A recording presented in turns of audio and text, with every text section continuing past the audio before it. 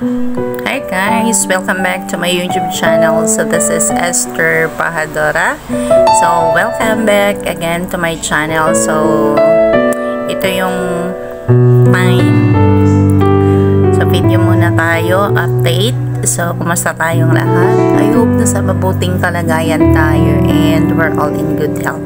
So for today's video, ito yung time na magtra-travel na po tayo for the first time na magsimula tayo ulit kung ano tayo noon. So mag-start tayo from the very beginning in our business na talagang walang napala for how many years na nagtrabaho po tayo. So yun, ito yung nangyayari sa buhay natin. So ngayon wala na tayo sa Davao, so nag-travel tayo kung saan yung location na magsimula tayo ulit. So ito yung nangyayari sa lahat na pangyayari, charis. Pero idadala natin sa tawa, but ang bigat-bigat sa loob kasi ang lahat na ginawa mo, sa lahat-lahat na pinaguran mo, akala mo ang pamilya mo, ang karamay mo, kasi yun na nga, anak ka nga. So anak tayo, so pamilya is pamilya for me. Sa aking isip, kung ano yung makaya natin na ibigay natin.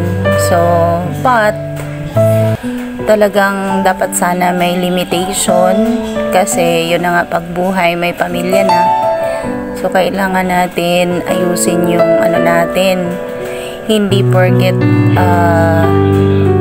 may asawa ka na, talagang very serious na tayo sa ating sariling pamilya, but isipin natin may pamilya pa, may parents pa, may mga kapatid pa. So, sa nangyayari sa akin, so this is the big, hindi natin masabi na very big mistake.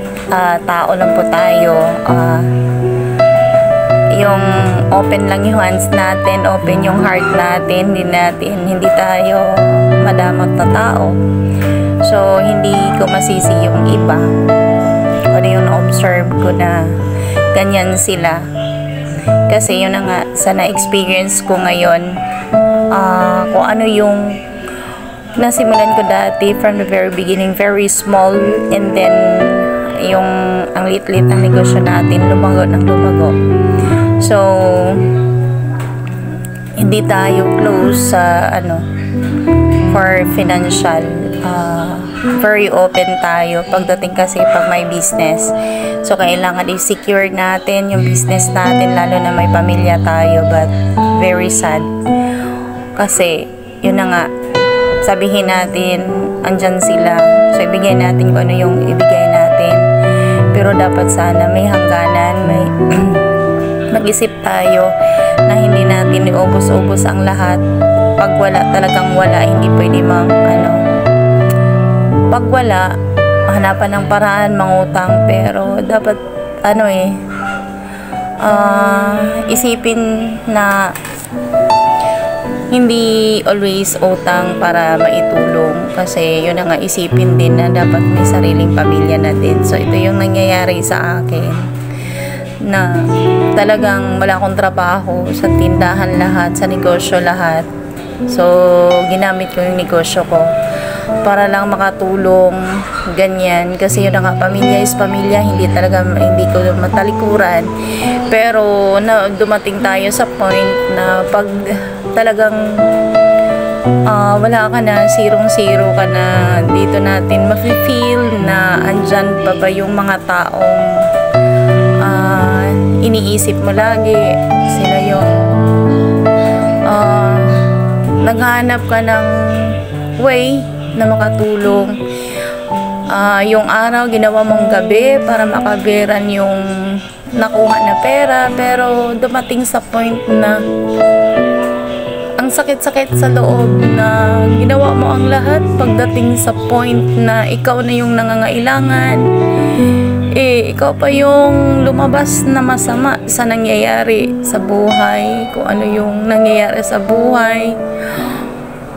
Ako pa ang nagiging masama na ang sa akin lang is tumulong lang tayo kung ano yung kayang maibigay-ibigay. Tapos pagdating sa point, ang hirap pala na magbigay na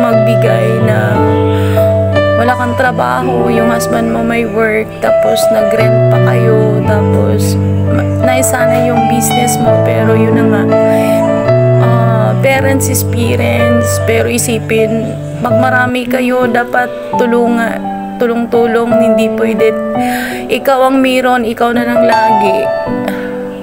So ngayon, dumating sa point na lahat is ako ang nagiging masama, and then hindi ka na, wala talaga, tinawagan mo, nakiusap ka na, wala, sabihin lang na sino man yun, ang ano dito is kanino ba yung kasalanan, sino ba yung nag-utos sa akin na mangutang. So hindi nila alam, lahat na naitulong ko sa kanila is galing sa utang. Yun ang mahirap ngayon, kinalimutan nila kung ano yung from the start, kung ano ako sa kanila, kung ano yung, kung may kailangan sila na walang anak na tumulong. So ako yun, ba't ngayon nakalimutan?